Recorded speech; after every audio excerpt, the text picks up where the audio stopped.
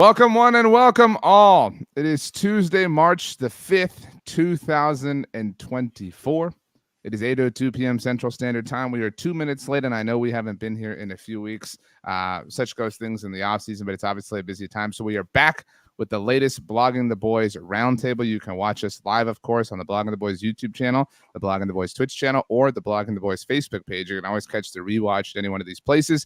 If you're tardy or you had something going on, whatever the case may be, you can also listen to the production, of course, on the Blogging the Boys Podcast Network as well. Subscribe on all major podcast platforms. Wherever you get podcasts, you can listen to us. Make sure to check out bloggingtheboys.com if that isn't obvious enough. If you are consuming any kind of Blogging the Boys content, you are consuming content from myself or any one of the four horsemen who are joining me here tonight. My name is RJ Ochoa, and in clockwise order for the visual audience, we start with the furthest away from a geographical perspective, but the closest as far as an emotional one, and that is Mike Poland. Mike, I love you. How are you doing? I'm not bad, and I love you all, and everybody watching. And wow, I'm hoping... I said I love you directly, but it's an I love you all. Interesting.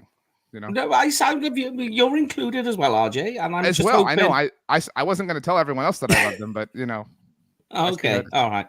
We'll move on. It's great to see your bright, shining, freshly shaved face, Mike. So I hope you're enjoying your blue Kool-Aid. Not in a metaphorical sense, actually, in a literal one.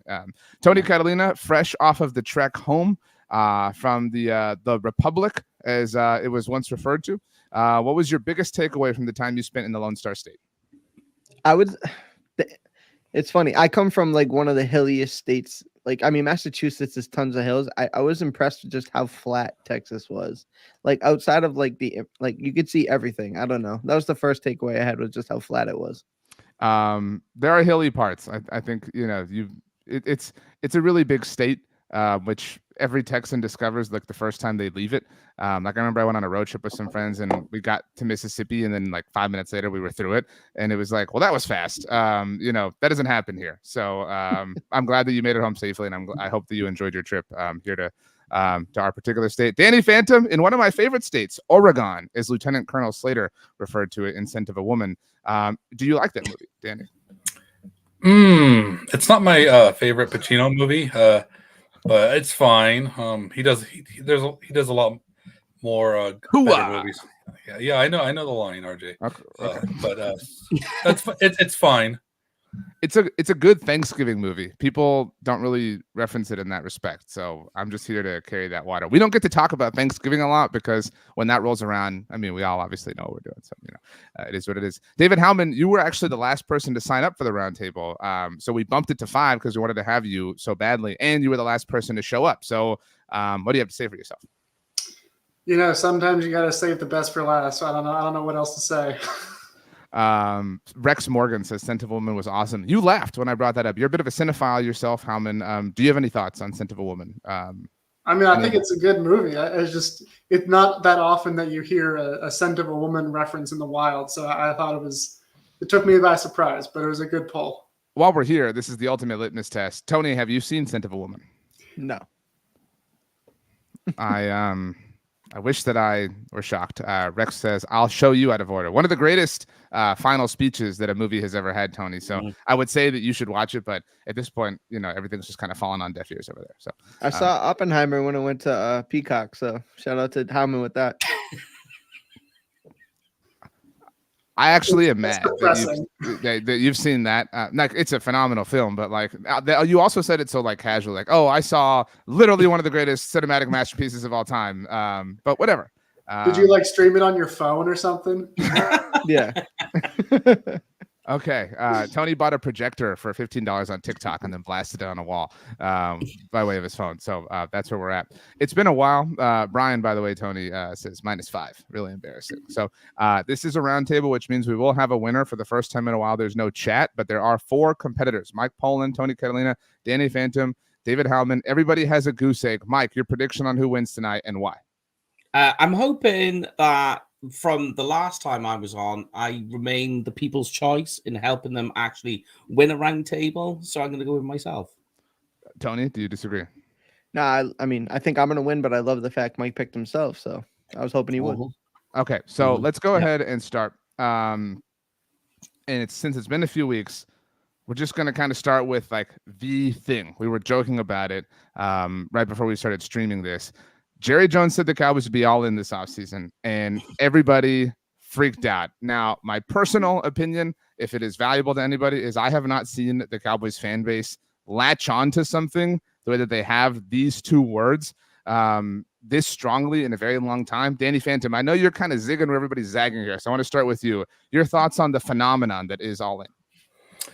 Well, honestly, I guess I didn't catch on to the whole freak out that was going on. I know that people were like wondering about like what could it mean in terms of will things be any different. I think people that tried to make something into it were still doing so in a reasonable manner to where nobody thought the Cowboys were suddenly just going to change their stripes and approach things differently. So I guess I'm a little surprised because I feel like especially this group here, a lot of us were really conditioned to Jerry Jones and the Cowboys and how they operate. So I don't feel like any of us should have really been fooled by anything. So I guess I'm a little bit surprised that some people are. And I don't know. It happens every year around this time where we're always just ready to just jump off the edge. And then we kind of just reel it back in as the Cowboys start to do some things that, make us a little bit happy. Howman, maybe I characterized it poorly here with our banner for the visual audience. Watsamata says, who freaked out? The fan base said, okay, show me. And that is maybe a more proper description of the way people felt. And the fact that Steven began to walk it back last week at the Combine and that Jerry sort of outright walked it back once he spoke has led to the pitchforks being resharpened. Everybody put the pitchforks away when Mike Zimmer was hired, and now they're back and they're ready to riot. Yeah, I mean, I think a lot of it is just the ill will of how the season ended that's still boiling over. We still haven't gotten over how bad that playoff loss was, and that's fair. But honestly, when Jerry said all in and the immediate reaction from all of that of interpreting what all in meant, the one I blame the most is Rams GM Les Snead, because he created this totally unrealistic expectation of what teams quote unquote should be doing when he made that Matthew Stafford trade, when they went out and got OBJ and they tweeted out the gift from Rounders, which they didn't even use properly because if you've seen that movie, how that movie ends. And then they went and won the Super Bowl.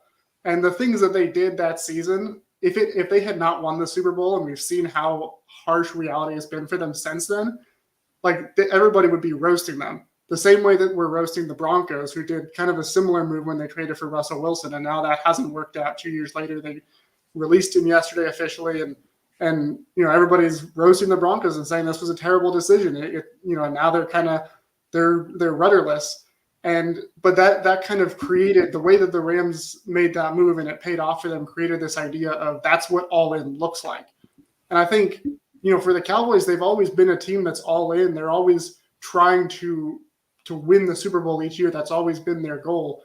And for the most part, they always have good teams. That's why they win a lot of games. They draft really well. They don't take, really inappropriate risks in free agency.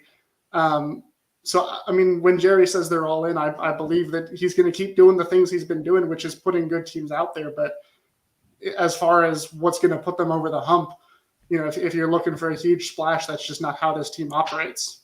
Tony, maybe I'm just too pessimistic now. Maybe, I'm jaded, but I agree with a lot of what Howman said, but I also believe that Jerry knew what he was doing. Jerry knew the carrot that he was offering. And Danny, you might accuse people of, taking it or whatever, but Jerry knows how gullible or how emotional a lot of his fans are. And so in that sense, at the very least, it was mean, Tony, right? It was mean to rile people up for no reason. I feel like, you're onto something there. You use a different word. I would even describe it as vulnerable, right? I think the fan base at this point in time, after losing the way they did, right? And then we all think about what the definition of insanity is, and it's doing the same thing over again, expecting a different result. So when you hear the guy who is known back in the day for making big, bold moves to put his team over the top, and we just haven't seen that in the last decade plus, you're like, okay, he's saying all in. So am I foolish for buying in? Sure. But also is this man gaslighting me again? So it's just so it's one of those things where you want to buy in as a fan. you're grasping for any type of hope, and then he comes on there and he's just so casual about, you know, we're all in, and then like you said, a week or two later he walks it back and is like, no, what I mean is this, and like you guys didn't really understand what I was saying, and it's like, oh, I've been gaslit by Jerry Jones. So yeah, I don't think people are crazy for hoping to have a little bit of optimism that, I mean, because nobody can sit here and pretend, whether you're the biggest Jerry Jones fan or, you know, his biggest detractor, that what they're doing has worked, right? Like they're relevant, they're good, but they haven't done anything of merit, right? So I think if somebody were to change their philosophy a little bit, I don't think people would be too out of bounds to think that might be a good idea.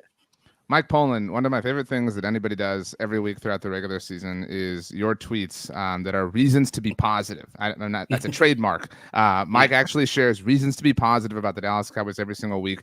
Can you find any positivity in this all-in chaos? I mean, these two words have just, you know, taken a stranglehold on so many people. And now Jerry's being held accountable for them. And I don't think that's unfair given everything that we've kind of been talking about so far. But is there any positivity to glean here, or is this all just talk and distraction? Okay, so I will say the optimist side, if you like, then, is that free agency is coming up. So we know that he has said we're all in. He's walked it back during the combine, but let's see what happens in free agency. So free agency is coming up. This is where we expect the all-in part to come in. So once we get there and we see what moves they make, then we can criticize. At the moment, so the optimist in me says, hold on, just wait. Free agents come in. They might be all in, so just wait. So that's my reasons to be positive, if you like, on this. Danny, Brian offers a super chat. Thank you very much, Brian. Everybody follow him on TikTok at Talk Cowboys. Says, when will people realize that Jerry doesn't really run this team anymore? It's Steven's team now. Jerry's a mouthpiece, but Steven makes the decisions now. Jerry wants a ring. Steven wants the status quo. I don't know anybody, Danny, outside of the national media that really believes that Jerry's like the GM of the Dallas Cowboys. But that being said, these comments only serve to stir the pot a little bit and make the discussion around everything a little bit more annoying. I don't know. I mean, it's a thing. The thing about this is, like, you know, getting mad at Jerry Jones is like getting for talking is like getting mad at an infant for crapping himself. I mean, it's you know, it's going to be messy. You never know when it's coming, and you know, you can't get mad about it. It's just, this is how Jerry Jones is. I don't really. I sometimes he starts talking, and I don't even think he knows what he's going to say. And, you know, so he'll still say some buzzwords, and then people will catch on to it, and all of a sudden just start trying to, you know, get excited about it. And this is what happens. If people should know better. This is just how Jerry Jones is. The Cowboys, they're not like that. So I don't know. I almost feel like you only have yourself to blame if you take that, you know, take the bait. And, you know, I want to say another thing too with what Tony said, as far as, like, you know, the Cowboys, you're right. They haven't won a Super Bowl. They haven't advanced to the conference championship. So seeing them do something else, you know, maybe that's what people want to do. But the Cowboys are a successful team, and they're very good at building a roster. At least I believe so. A lot of people do believe so. And it's not just Jerry Jones. It's Steven. It's Will McClay. It's their scouting department. I think talent-wise, that's not the issue with this team. So I don't really know what people get upset about. Sometimes I feel like we over-villainize the Cowboys front office and Jerry Jones and stuff. He says some crazy stuff, granted, but as far as what they do, I don't know. I think people just kind of need to just relax and just get off their back a little bit. I don't think we over-villainize them at all. I think that they do that. I think that Danny, did you watch the Suicide Squad movie with Jared Leto? To go back to another movie. I've seen parts of it. I haven't watched it all the way through. That's the one with Margot Robbie, right? I think so. Is that correct? Howman, you're our resident cinephile. There's two different Suicide Squad movies. They both have Margot Robbie. Okay, the one, the first one, the first one that she's in. You're correct either way. Okay, so one of the things that I thought was incredibly dumb about the one where Jared Leto played the Joker, and this was and I remember thinking of this when the trailer came out, was there was a scene where the Joker was laying in this like maze of knives, like where the knives were like you know, laid out like a gigantic sort of circular maze, and like I'm willing to suspend reality for a movie to a great deal because it's a movie. But all I could think about when I saw that was like, okay, so and then he was like laughing maniacally in the middle of the maze. So I'm supposed to believe that he spent like 30 minutes, laying out these knives like perfectly and concisely just to lay down and laugh maniacally for nobody to like see him or experience this. Like, it was a really stupid thing to put in the movie, I thought. And that's what Jerry does. Jerry does these things where he over villainizes himself. I think, Howman, that he maybe misread this situation. I think that he did not anticipate the rage that is currently sort of fueling the Cowboys fan base. And I do think that Jerry was probably stunned by the fact that everybody's trying to hold him accountable to his own words in this sense. But maybe my read is off. Maybe he's not the Jared Leto Joker. Well, first of all, I think it's a very apt comparison to that scene because much like the Cowboys, I'm sure the thought was, oh, well, it looks cool. And, the Cowboys, they always look cool. So I think it's a perfect comparison. And one of these days, I'm sure Jared Leto will play Jerry Jones in a movie. That would be fun to watch. But no, I mean, I think, yeah, I mean, I believe I buy that Jerry Jones is just, I mean, we know him at this point, like he just starts talking and he'll say things. And a lot of the times he says things that he'll say sentences that no one else has ever uttered in the history of humanity. And, then we'll react the way that we do. But I also think he's kind of at the point where he doesn't really, I don't think he really cares that much about the blowback or the perception, just because, to the point that has been made is that this is a successful team. They're winning. And I think he gets the sense that like, they're kind of close to getting to where they want to be. They just got to get over that hump. And, Tony was saying like they haven't done anything of merit. And I think that's only accurate if you're specifically talking about winning Super Bowls. But I mean, the Cowboys have been successful. They've been one of the best drafting teams in the NFL over the last decade.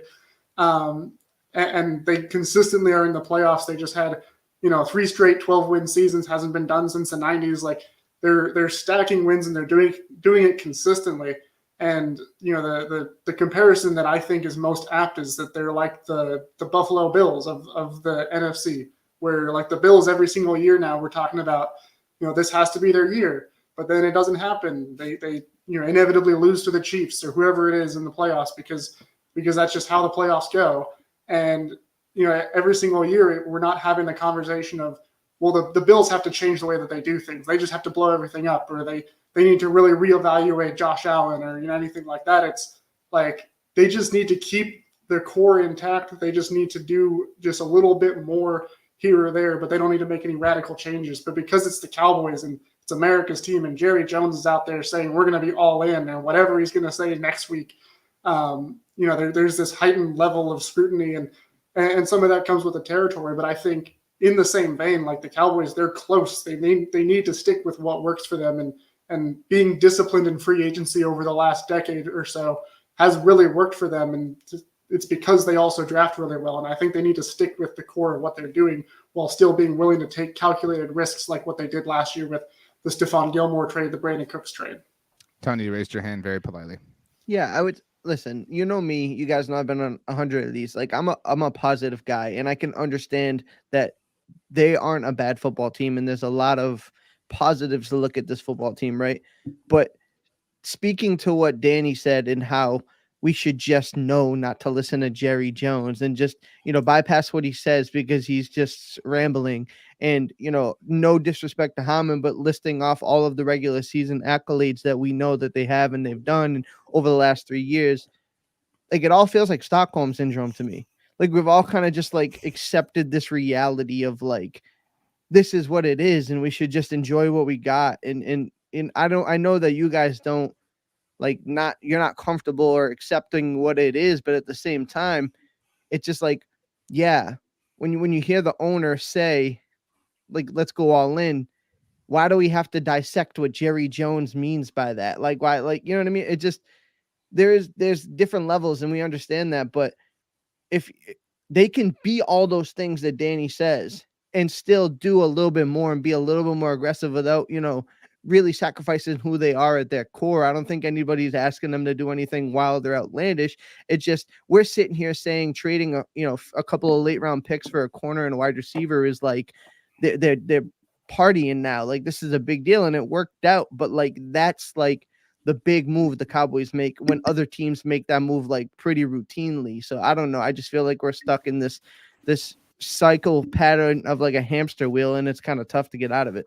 Mike, I'll save this question, or I did save this question for you. Tony brought up kind of a Stockholm syndrome. And this is a thought I've been kind of sitting on for a while. Do you think Cowboys fans are more upset this offseason than in years past? Why or why not? I mean, because if there is a level of Stockholm syndrome going on, I think the answer would seemingly be yes. I mean, you could call it upset, you could call it frustrated, but I mean, I'm curious for your thoughts.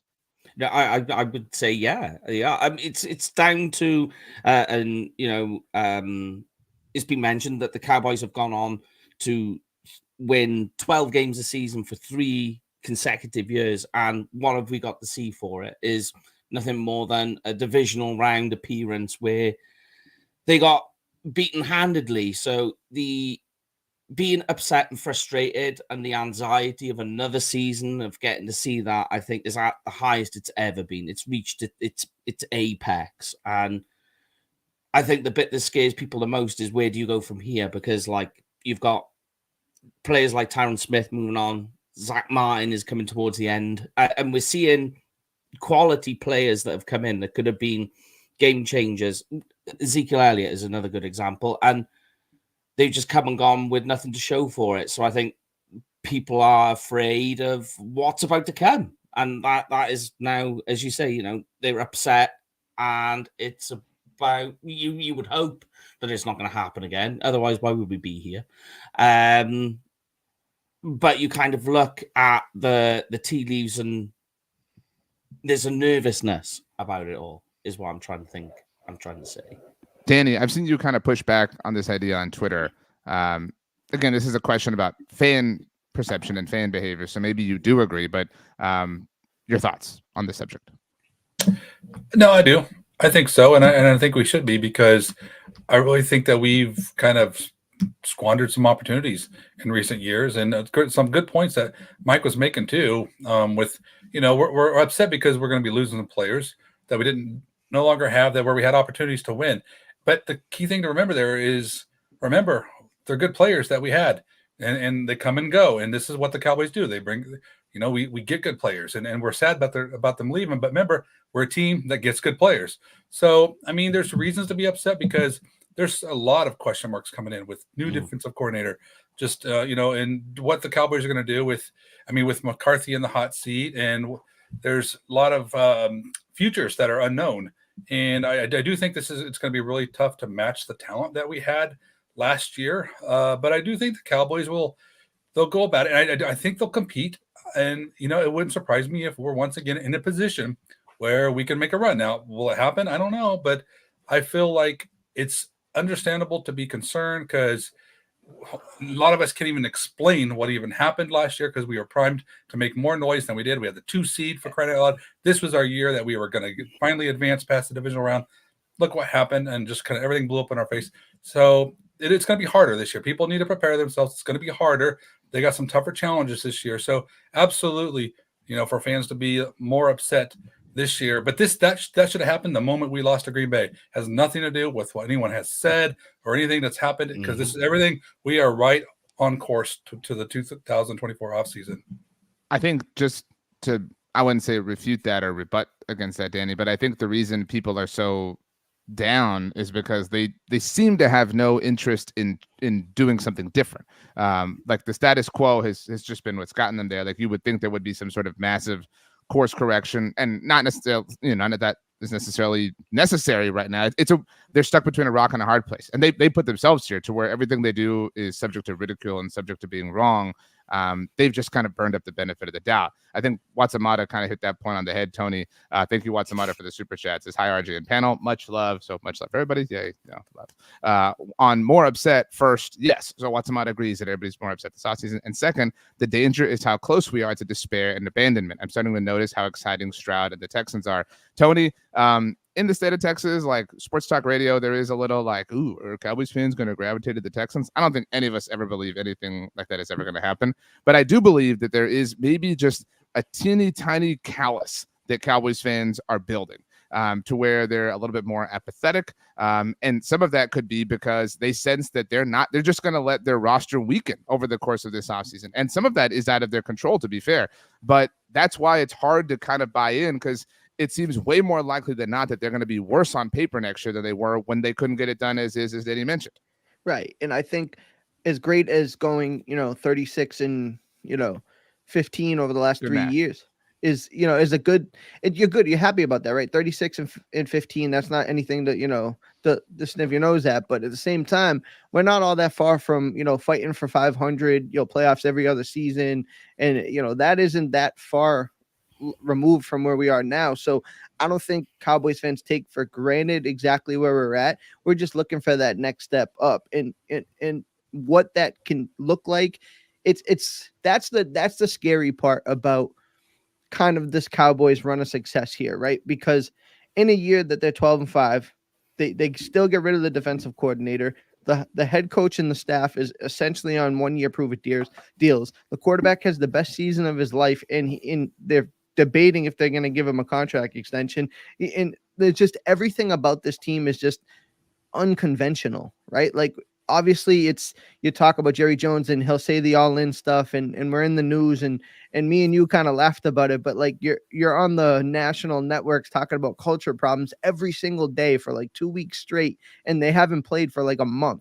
It's just what embodies the Cowboys and what actually matters seems so different than the other 31 teams. And then to the Houston Texans point, yeah, they got a young upstart quarterback. They look like they're promising. Like they go Dalton in, Schultz got paid, our friend. They get Dalton Schultz. I think all of us blocked on Twitter. So yeah.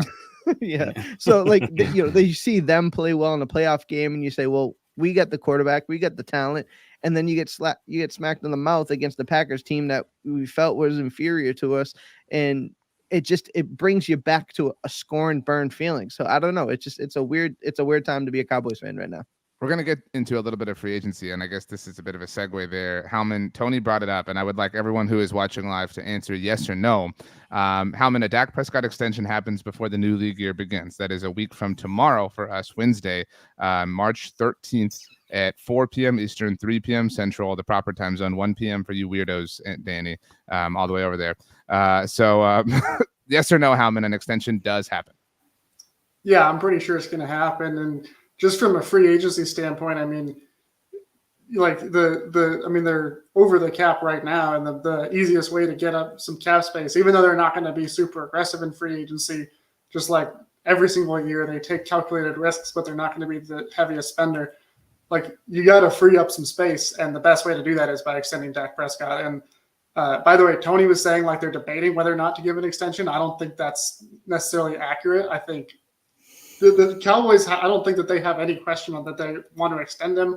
I don't think there's any question that they believe in him and want to commit to him. It's all about the numbers. And we've seen this with Dak throughout his career too, is he wants to have those shorter deals so that he has more opportunities for paydays. The Cowboys, like most teams, want to have that longer deal so that they don't have to have those paydays coming up. And that's just, it's negotiation. But I don't think from anything that Jerry Jones has ever said, from anything that Dak Prescott's ever said, that there's any question as to whether or not they're actually debating on whether they want to keep him or not. Mike, do you agree that Dak has an extension by this time next week, tomorrow? Yeah, I'll say yes, he will. You sound like you're only like 51% there, though. I am. Okay. I'm more on the fence about this than I was previously because of the comments Jerry made. Well, two reasons. One was the comments Jerry made about, that he feels he could wait. And the other reason is because the cap went up. So because of the extra 30 million, well, as soon as the extra 30 million came in, a lot of people made comments like, oh, well, here comes Dak's extension. But I think because you've got the extra 30 million, that actually goes against Dak. It's against the leverage that he has, because now it means that if the Cowboys decide that they don't want to sign Dak to an extension, they have a little bit more of a cushion now to take that brunt, to take the blow of this massive 59 million against the cap.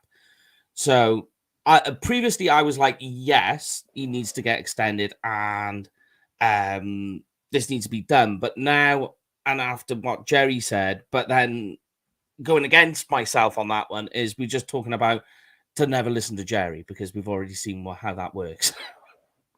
Danny, yes or no?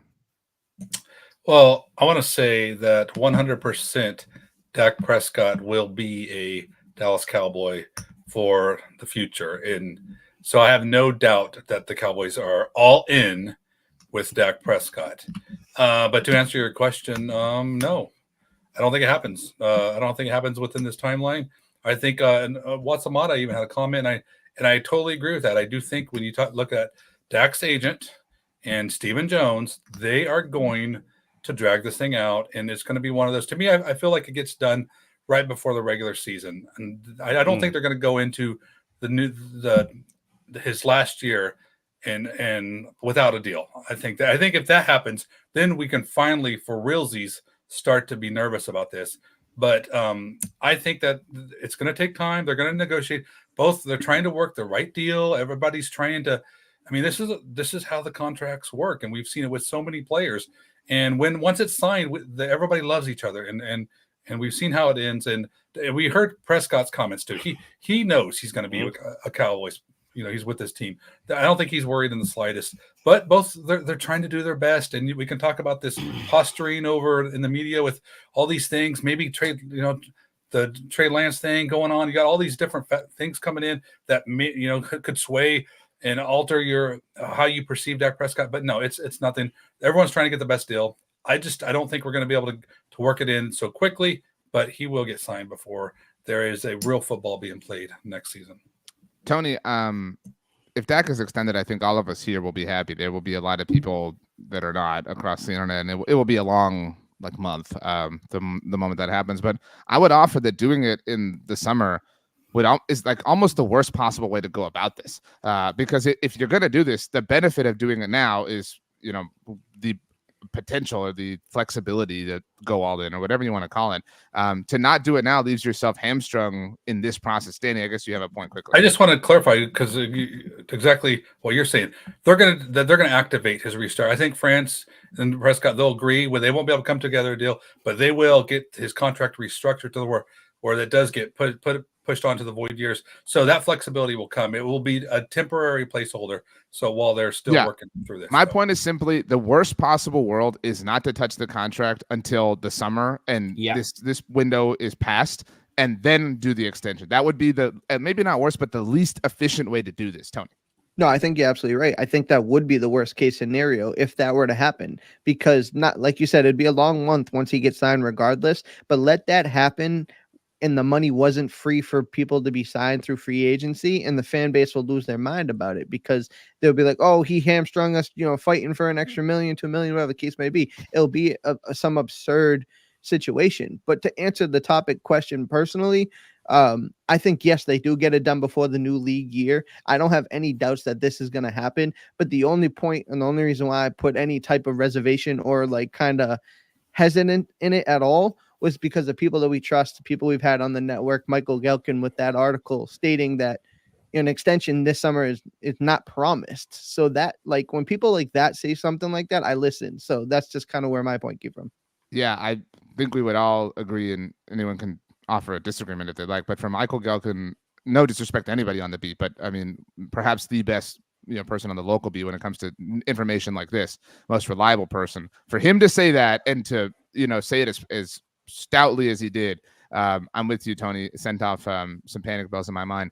Before we move on, this happened right before we started. Did any of you see the Micah Parsons news? It was like 10 minutes before we started streaming. Yeah. So, Mike, I guess you didn't see it. I think we should touch on this. The Cowboys have picked up Micah's 5th-year option. That has officially happened, so nobody has to worry about that. But they have done so. This, by the way, courtesy of the aforementioned Michael Gelkin of the Dallas Morning News. They have done so as a defensive end, Howman. And the value difference between having done that as a defensive end and a linebacker is $2.7 million. $2.7 million less than had he been picked up as a linebacker. Now, actually, while we've been on, Dave Halpert and I have been checking, and we triple checked this, and it is less, which is weird, just because you would assume the defensive end number would be higher for obvious reasons. But that being said, Howman, this isn't a great look for Stephen Jones or Jerry Jones. This ultimately should not matter by way of the hopefully inevitable Micah Parsons extension, but this looks bad on paper, and it looks like the Cowboys playing semantics of, well, you're a defensive end, look at where you play, whatever, as opposed to doing him a solid and giving him $2.7 million. Again, in what will hopefully not ultimately matter in the long run.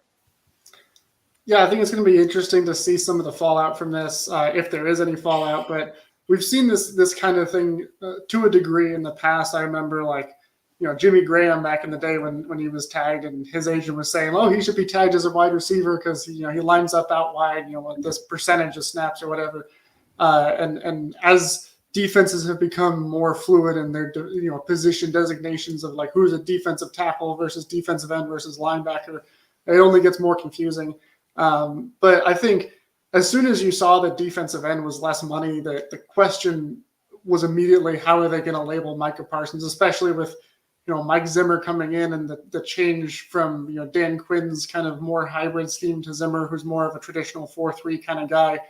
Even though he is open to, he's big on adaptability and everything like that. But you're going to be probably seeing Micah line up and that defensive end position more often, whereas Dan Quinn kind of, at least early on, tried to move him around more.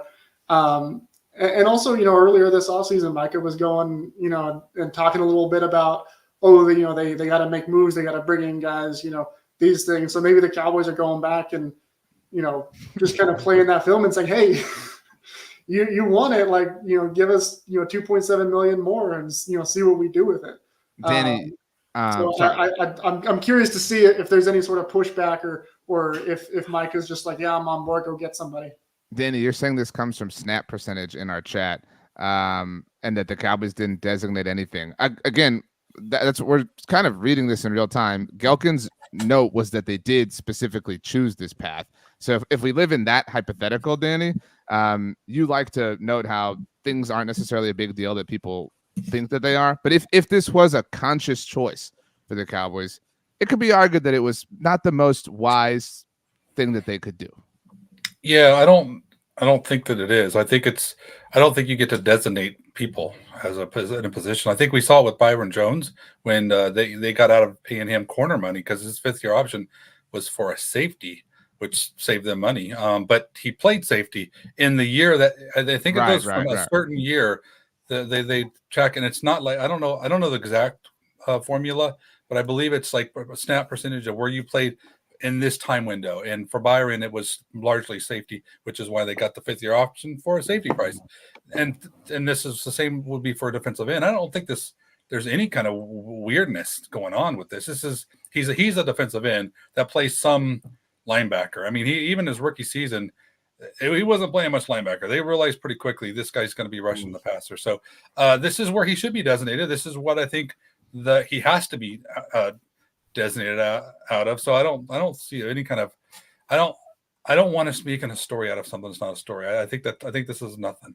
So if you give me a second to share my screen, Shireen Williams, Mother Football, as she's known around here, wrote about this at Pro Football Talk. Apologies for talking while I'm doing something else, but trying to get this shared. Everybody. So this is Shireen's note on this at PFT. She notes here, Parsons is listed as a linebacker, but he has played more defensive end the past 2 seasons. This is what you're talking about, Danny. He played 87.8% of his snaps at defensive end last season, according to Pro Football Focus. The position designation could prompt a grievance from agent David Mulugeta. So it isn't as non-negotiable of a thing as one might make it seem. Yeah, because I mean, I just went and checked now to see what that is. I didn't even have this on the screen. This is my bad. Oh my gosh. I just looked now. He played 863 snaps last season, and 755 of them were on the defensive line. Again, I mean, I do think that Shireen mentioning that, and she mentions that this is what Derwin James did, talking about his fifth-year option, whatever. But I mean, if it was a matter of choice for the Cowboys, Mike, kind of peeing into the wind just a little bit, you know what I mean? Like, yeah. Again, I know there's some gray area here, and I don't think any of us want to, kill the Cowboys for something we're not totally sure of yet because this just happened. But if they had you would think for a player who's done as much as Micah has done for them and who has achieved everything that he has over the last 2 years, they would say, you know what, $2.7 million, but this looks like penny pinching in the worst possible way. If it was a conscious decision.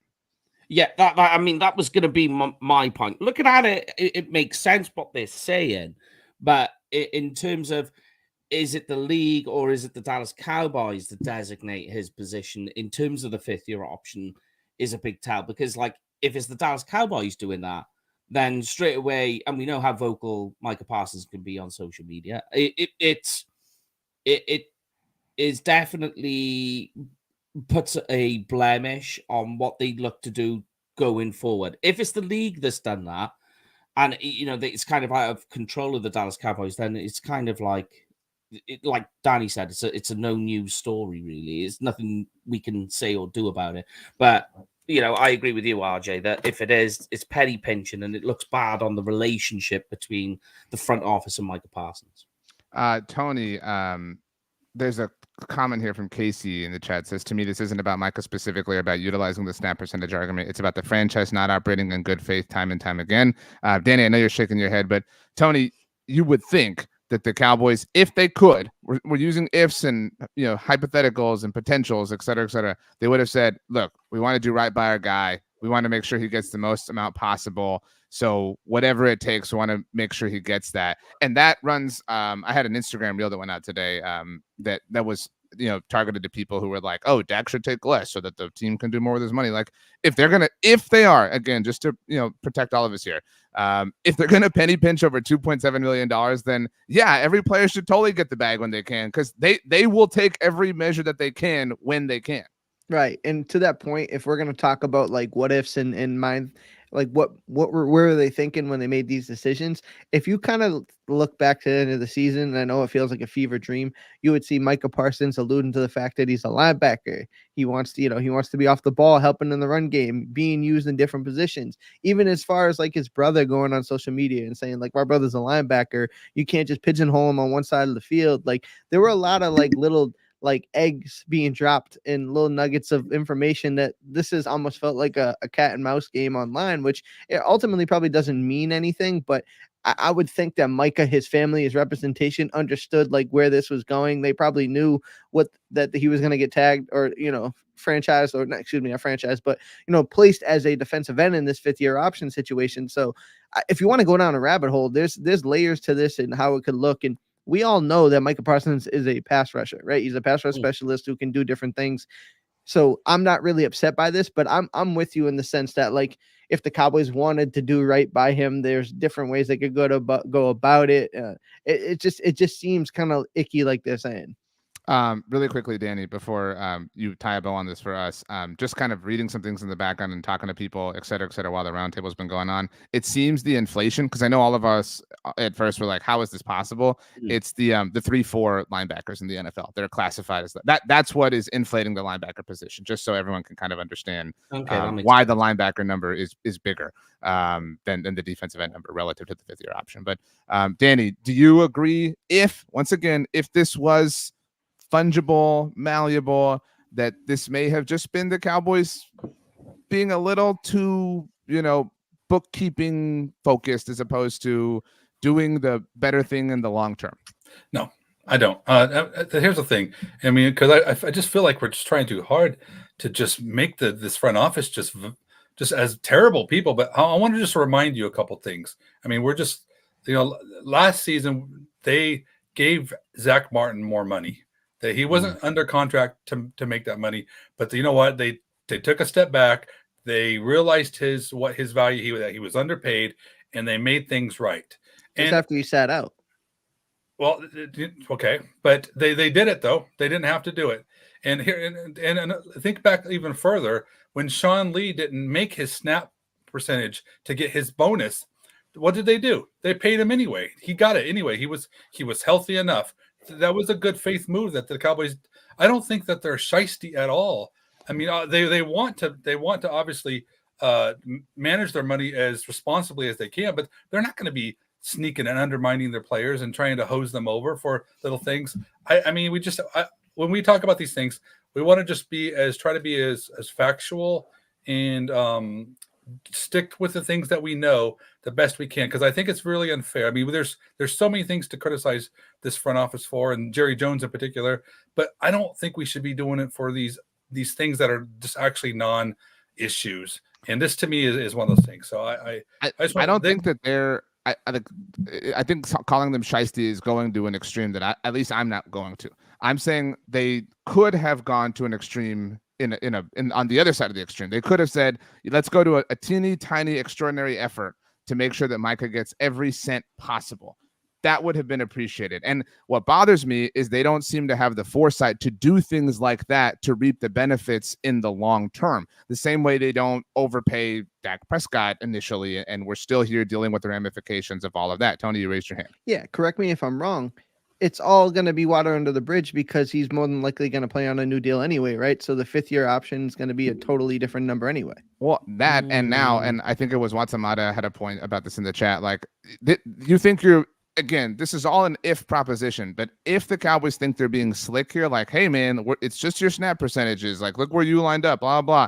Micah and his camp are going to come back and say, okay, I'm a defensive end. Now we're going to talk defensive end money. Like, when it gets time to the extension conversation, like that is, this little cute maneuver you thought you pulled is going to blow up in your face. I'd never heard this before, Howman. Casey says there's a perfect expression for this: tripping over dimes to get a penny. I don't view the front office as evil Sith lords. I view that as incompetent in operating an antiquated business model. Is that fair in your mind?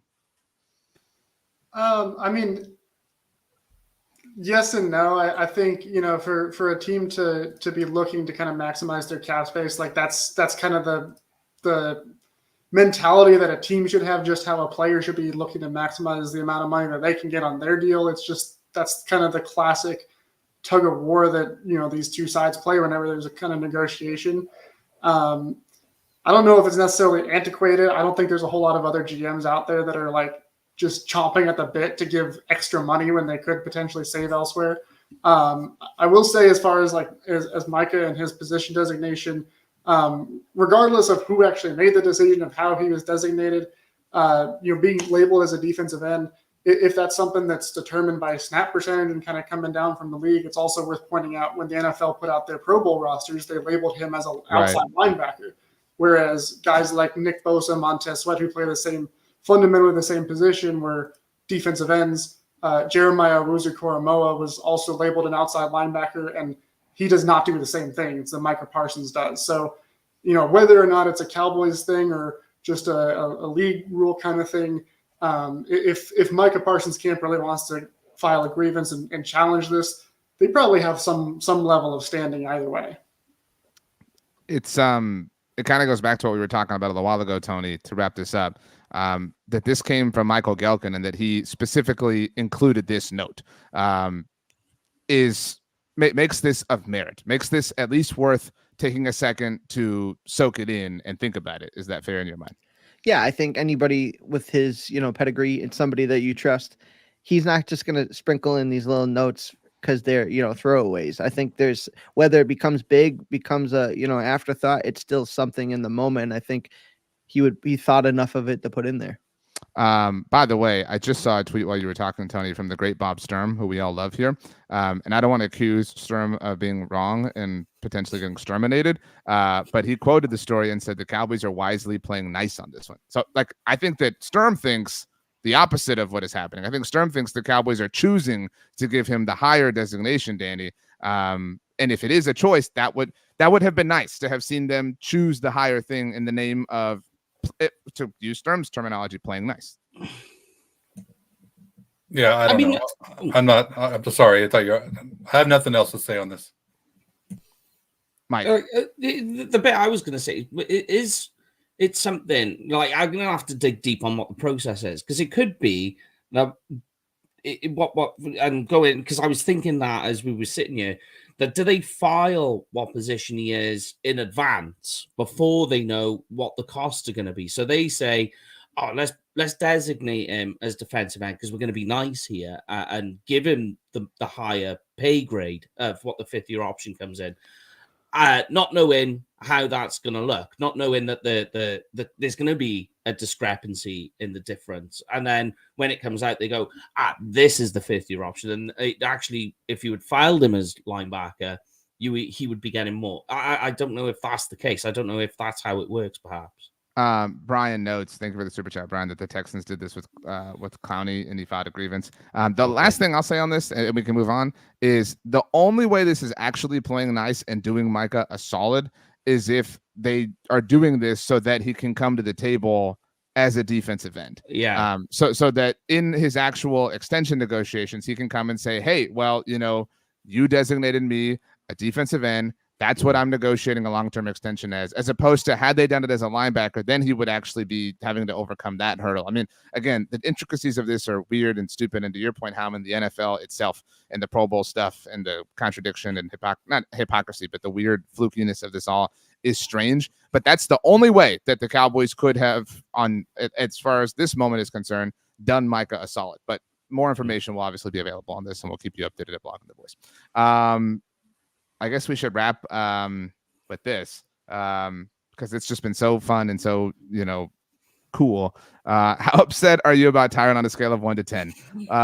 Let's go, Danny. Because you wrote about this, Danny. You wrote and were like, this might not be the worst thing to ever happen. You just want me to give you a number or you want me to talk about it? Both. Okay. I'm not upset at all. The thing that I would be most upset about is paying him a contract and he gets hurt and we get nothing. I would love to see him back on an incentive-laced deal like they did last year. That would be my second choice, or that would be my first choice. But I'm not upset about it. Honestly, I feel good about this draft class. I think the Cowboys need to get younger because Tyron, his days are numbered anyway. So we need to be thinking about it already rather than just trying to scrambling, when he does get hurt. So I love him. I want him back if we could work the right kind of deal. But I'm not overly disappointed about things. If he can go out and get some money, someone who wants to take that risk and absolutely, I'm happy for him. I don't really feel comfortable with the Cowboys making that deal. We have the flexibility of Tyler Smith. And like I said, the draft class and the Cowboys have some pieces. I'm not overly concerned about it. So I would say this on a scale, how upset about it, I'd like maybe 3. David Howman. I think I'll go just a little notch lower and say a 2. Wow. Okay. Really, for much of the same reason of, with Tyron Smith. The last couple of years we've kind of been in this mindset of, similar to Sean Lee, back towards the end of his career of like, you don't plan on him playing a full season. Whatever you get from him is going to be gravy on top. But you can't really, depend on him being the guy the full season. And, when you're trying to, be all in, as some may say, you want to have guys that you're able to rely on every single week. And, part of the reason that they drafted Tyler Smith, or at least what they said, was because they were preparing for this eventual reality where Tyron Smith is no longer on the roster. And whether that is what they do when they move him to left tackle, or if they draft a left tackle, or maybe they draft a right tackle and move him over to left tackle. There's a lot of different options with this draft class, and it's a very stacked offensive line class, especially at the tackle spot. So I think of all the years to be making this kind of move, this is the best year. Mm-hmm. Only reason I go at a 2 and not just a straight out 0 is just because there's a part of me that is sad that he's not going to be there anymore, because he was a fixture on this line for so long. And even though he had injury problems, he was still so great when he did play. But, it's kind of like, it's sad to see him go, but it's also time. Mike Poland, Watsamata says 8. Rex says 2. Rick says 7. Lord says 6.436. Kevin says 7.99. Brian says 7.5. Rick says 7.7. Nobody's hit an 8. I'm sorry, Watsamata did. So 8 is the ceiling so far, Mike. Are you breaking through it like Charlie and Grandpa Joe? Yeah, I'm sitting around about somewhere between 7 and 8. So I'll go 7.77. It's just all the 7s.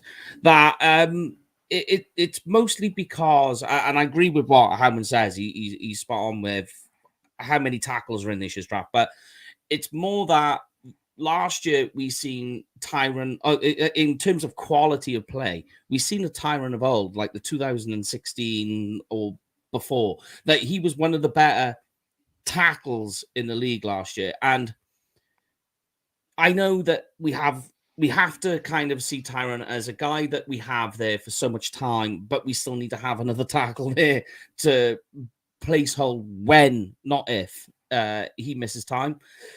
So it's sad in that way. And you think that wherever he goes, he's going to be a starting tackle for whatever team he does go to. So you're literally losing a left tackle. But the reason why I'm not higher is that you have to give this coaching staff the benefit of the doubt of that they know what they're doing somehow with the offensive line, that they prove time and time again that they will make moves on the offensive line or in the draft. And you'll think, is this going to work? And it does every time. Like Howman was talking about, guys that play on the right and move left. Tyron Smith is exactly that. And we even seen Tyron Smith in 2022 play on the right. So we know that they seem to know what they're doing with the offensive line, and I'll give them the benefit that's out there. It'll just be sad because it's like we're coming towards the end of what was at one point the reinvigoration of the Great Wall of Dallas when we had Travis Frederick, he's gone, and now we lose Tyron Smith, and next it's going to be Zach Martin. It's all slipping away, and it's all going, and it's hard to see. Tony. Yeah, so I'm a little higher than Howman and Danny. I'm a little lower than Mike. I'm at the 6.5 range, and Mike pulled out the sentimental side of it, but I'm really just upset on the field product. Really, I would have felt better about moving on from Tyron Smith last year than I am right now, because it seemed like this season they found a recipe that worked for him. Right, the way they handle him in practice during the week, the way that they find a way to get him ready for Sunday. I know you're going to miss some games. That's just the nature of the business with Tyron Smith. But I don't like the idea of, I'm okay with understanding that tackle may be, the pick at 24, and a first round pick on a tackle is probably worth it no matter what. But I don't love the idea of that being a need. And I'm also of the camp where I'm not necessarily in love with the idea of moving Tyler Smith over to left tackle. When your guy has an all-pro season, a left guard, I kind of want to stay there and keep him there, right? He played so well. There's just so many different variables. And on top of that, if you want to talk sentimental, it's how they would go to this guy who played right tackle, did a lot of things, came back from injury, been a class act in every sense of the term for the Cowboys. And then you're going to go there and kind of, I assume, lowball them or, be funny about the money to the point where they were so quick to say, hey, we're going in separate ways. And you see national guys talk about like this guy who's going to be like a Ring of Honor type guy for the Cowboys, like all of a sudden say, I'm going somewhere else. I'm going to go figure it out. And you got every team in the league saying, oh, we should sign Tyron Smith. So it's something obviously you're going to have to deal with. It's not a perfect scenario where, he's going to have some injuries. There's got to be some different contingencies with practice plans and stuff like that. But on a purely football basis, you can draft a guy for the future and still have a damn good left tackle on your roster, even if it's for 10 to 13 games a year. Yep. Does anybody have any other Tyron thoughts? I have one more thing. Even though I'm not upset about it, I am on record in saying that the Cowboys will sign him to a incentive lace deal, and nothing has changed for me as far as I still feel that way. Obviously, there's it's more possible that he could walk, but I don't even know if that's true. I just think that these stories, I don't believe everything. I think that there's a lot of negotiation goes. I think the Cowboys probably did come in really low, and as they would do in any type of negotiation, and then Tyron's agent said, no, enough of this. And then, so they put it out there that it's not going to happen. And I could totally, it wouldn't surprise me at all if we're sitting here and guess what? He ends up signing a deal. And it's very similar to, they probably maybe give him a little bit more incentives. Cause honestly, I felt bad for him. If you want to talk about the team doing him wrong, I felt bad for him, seeing him sulking on the sideline when normally I think he would be out there playing. But as Tony said, they did a great job preserving his health this last year. And, but it did cost him some money also. So, but I haven't given up on him. I think it's still possible that he comes back on a team-friendly deal. Well, what's funny is the game that he was fully suited, was a captain, didn't play. He still got paid for that because he was active. So he got the $1 million to sit on the bench with a sad puss on his face. He has snap count percentages in his contract, and that's what he lost. Which is but didn't he get $1 million for every game he was active or something like that? It's not active; it goes by snap percentage. I'm not sure about that. Maybe that's why they needed to save the $2.7 million from Micah. Yeah. And I mean, I was going to say the same thing Howman did, that we're all saying, oh, we're going to miss Tyron, but officially he hasn't gone anywhere yet. He's still got, his rights are still held by the Cowboys, and there's still a chance that he does come back. So we're all saying, oh, yeah, we're going to miss him. Well, officially he hasn't got lost yet. So I'm sorry for not paying attention, but I think that we may have found this answer because I trusted you all. So I'm going to pull something up, and Dave Halpern was the person who sent this to me. Tony, this actually comes from PFN. So shame on you for not knowing this. Can everybody actually, I don't have this on the screen, do I? Let's put this up right here. Whoops. I can do this. No. I know I can. There we go. Let me flip this around. Okay. Yeah. So this is talking about fifth-year options, obviously, and this explains. This is relative to last year because the fifth-year options this year for 2021 first-round picks. But if you can see this, it says 2020 first, because for the podcast sentence, 2020 first-round picks whose options are exercised and who made 2 or more Pro Bowls in their first 3 seasons will be paid the franchise tag salary for their position in 2023. The salary structure for players with 1 Pro Bowl appearance is the same as the 2023 transition tag. Micah obviously made 2 or more Pro Bowls during his time with the Dallas Cowboys. So the sequence of events is because I think, again, we're piecing this together, and again, shout out to Dave, because Micah meets the qualifications to be paid the franchise tag value by having made 2 or more Pro Bowls. And franchise tags are determined based off of snap percentages. Their position designation for franchise tags, that could be why Micah Parsons is being designated as a defensive end and not a linebacker. Does that sequence make sense to anybody? Yeah, it makes perfect sense. Yeah. That's a weird loophole and not a common thing, obviously, that somebody would make that many Pro Bowls, through their first 3 seasons in the NFL and do so at a position that is subject to, subjectivity, the way defensive end and linebacker is. I suppose, to your point, Howman, that could happen with a tight end and a wide receiver. But so I think that, and if that were the case, that seems to be what has happened. It seems, once again, I'm going to reiterate that because Micah has met certain qualifications, being that he has been a Pro Bowler at least twice. By the way, that we're using Pro Bowl for this is really stupid, as opposed to all pro selections, but whatever. But so that Micah has been a Pro Bowler at least twice, and he's been one 3 times for the record.